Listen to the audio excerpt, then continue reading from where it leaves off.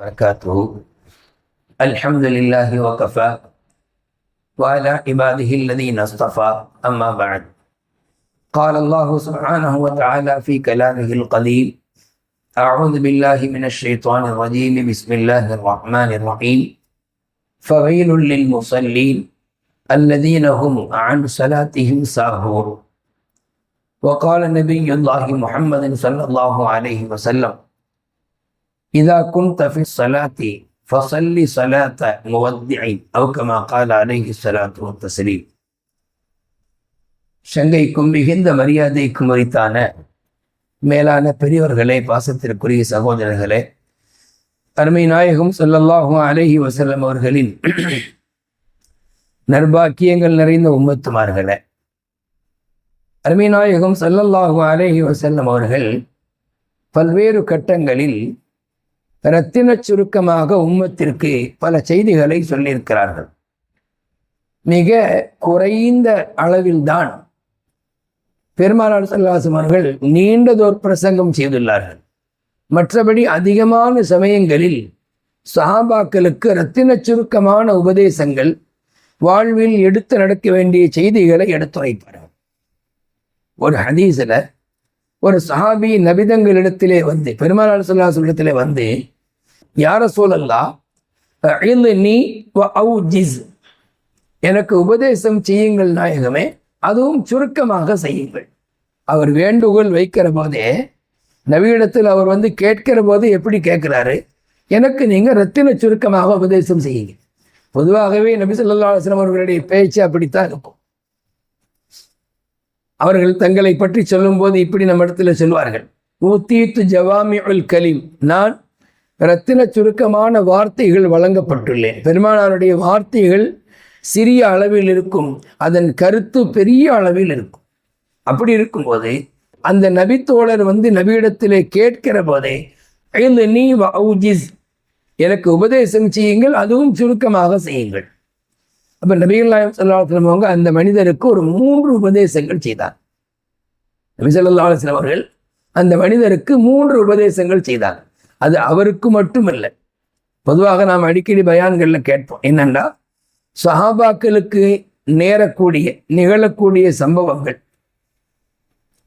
அவர்கள் புறத்திலிருந்து கேட்கப்படக்கூடிய கேள்விகள் எல்லாம் அது அவர்களுக்கு மட்டுமான பதில் அல்ல.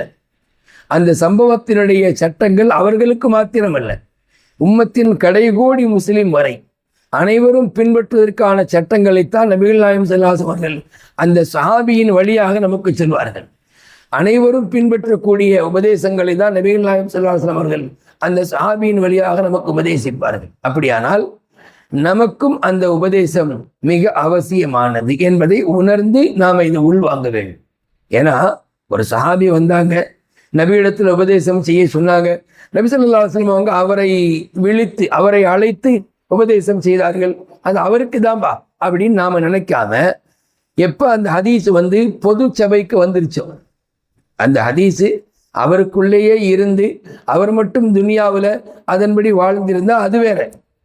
எப்போ அந்த ஹதீஸ் நமக்கு வந்து கிதாபுகளிலே, பொது சபைகளிலே, முஸ்லிம் சமூகத்திலே அது எடுத்துரைக்கப்பட்டுச்சோ, இனி கியாமத் வரை வரக்கூடிய ஆட்கள் அதை பின்பற்றியாகும். அதில் மிகப்பெரிய கயிறு இருக்குது என்பதை விளங்கி கொள்ள வேண்டும். கயிறு. அப்போ நபி ஸல்லல்லாஹு அலைஹி வஸல்லம் அந்த மனிதருக்கு சொன்ன முதல் உபதேசம், நீ எப்பொழுது தொழுதாலும் இது எனது கடைசி தொழுகை என நினைத்து தொழு.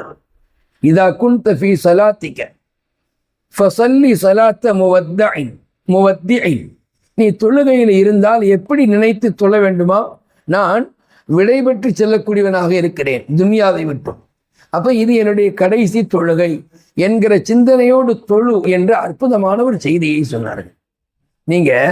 நாம் யோசித்து பார்க்கிறோம், என்னண்டா நம்முடைய தொழுகைகள் எப்படி இருக்குது, இந்த தொழுகையில் இருக்க வேண்டிய அம்சங்கள், சட்டத்திட்டங்களை ஃபாலோ பண்ணுறோம், தக்பீர் கட்டி சனாவெல்லாம் ஓதிடுறோம், தனியாக தொழுகும் பொழுது சூரத்துல் ஃபாத்திஹா, துணை சூரா, பின்னர் ருக்கூவில் ஓதக்கூடிய தஸ்பீஹாத்துகள், ருக்கூவிலிருந்து எழுந்து நிற்கக்கூடிய அந்த நிலையில் ஓதக்கூடிய தஸ்பீஹாத்துகள் எல்லாம் பர்ஃபெக்டாக ஓதிடுறோம்.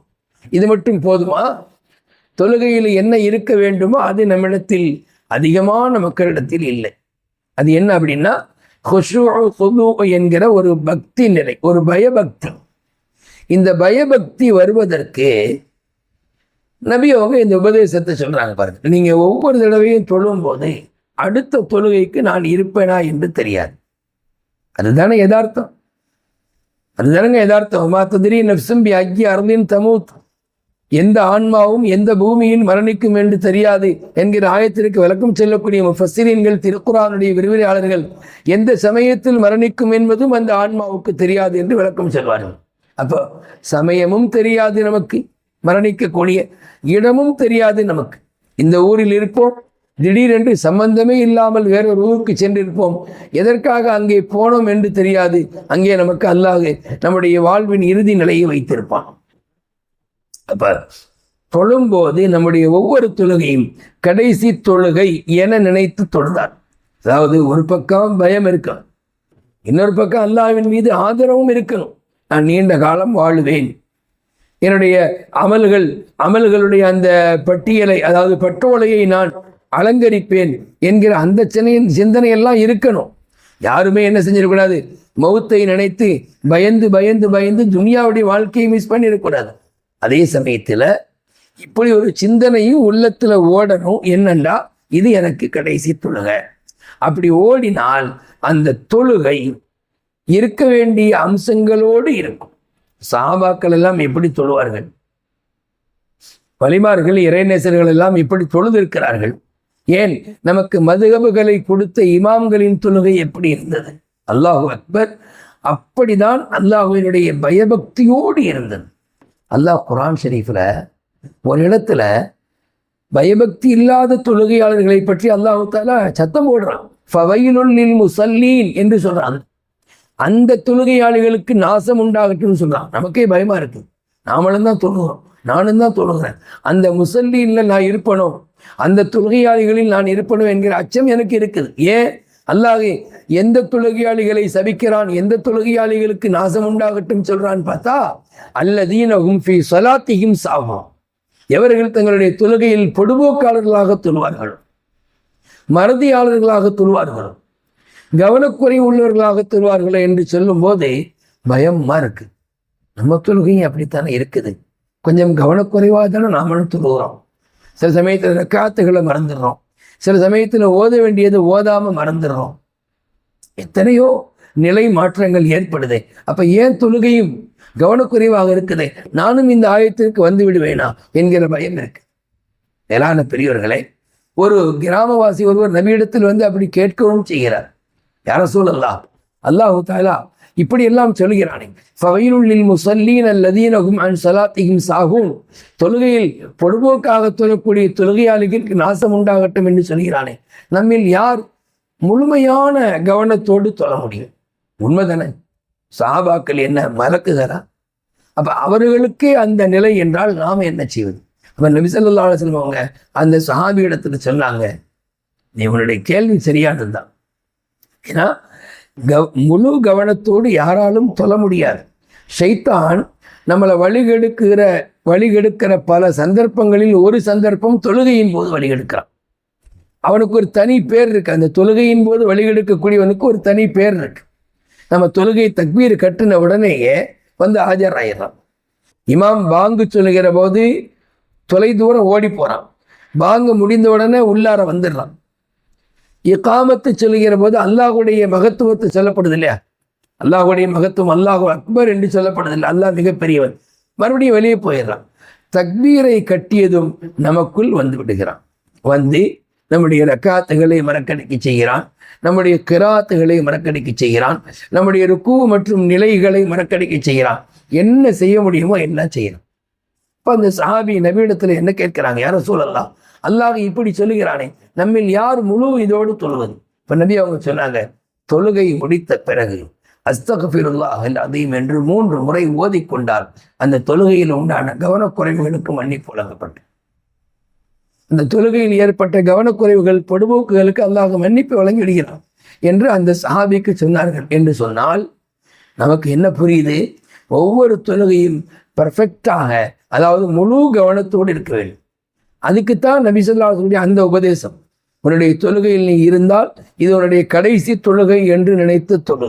முடிந்தவரை நான் நிற்கிறேன், இதற்கு பின்பு ரப்புக்காக நான் தொழக்கூடிய வாய்ப்புகள் பெறுவேனா என்று தெரியல.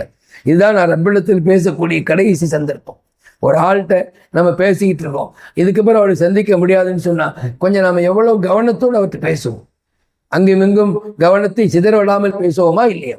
அதுபோல தொழுகையில் நாம் நிற்கிற போது முழு கவனத்தோடு நிற்பதற்கு நபி ஸல்லல்லாஹு அலைஹி வஸல்லம் இந்த முதல் உபதேசம், 3 உபதேசம் செய்கிறார்கள். முதல் உபதேசம், நீ எப்பொழுது தொழுகையில் நின்றாலும் இது என்னுடைய கடைசி தொழுகை, விடைபெறக்கூடிய ஒருவனின் தொழுகையை போல தொழு என்று சொன்னார்கள். அப்படின்னா நாம் எப்பொழுதுமே தக்பீர் கட்டியதும் ஒரு சிந்தனைக்கு வந்துடும், நான் இந்த தொழுகையை தொழுகிறேன், எவ்வளவு முடியுமோ அவ்வளவு கவனத்தோடு தொழுவேன். காரணம், இதற்கு பின்பு தொழும் வாய்ப்பை பெறுவேனா என்று தெரியாது. அப்போ அந்த சிந்தனையோடு தொழ வேண்டும் இஸ்லாமிய பெரியவர்களே. ஏனென்றால் இபாதத் என்பது, அதுவும் குறிப்பாக தொழுகை என்பதை நமக்கு உயர்ந்த பதவிகளை பெற்றுத்தரக்கூடியது. அதில் நாம் கவனக்குறைவாக இருந்தால் அந்த தொழுகையே நமக்கு எதிரான ஒரு நிலைக்கு மாறிவிடலாம். வல்ல நாயன் நம்முடைய தொழுகைகளை மிகுந்த கவனமுள்ள தொழுகைகளாக ஆக்கியல் புரிவானாக. மறுமையில் உயர்ந்த பதவிகளை பெற்றுத்தரக்கூடிய தொழுகைகளாக ஆக்கியல்வானாக. ஆமீன் ஆமீன் யா ரப்பல் ஆலமீன். அஸ்ஸலாமு அலைக்கும் வரஹ்மத்துல்லாஹி வபரகாத்துஹு.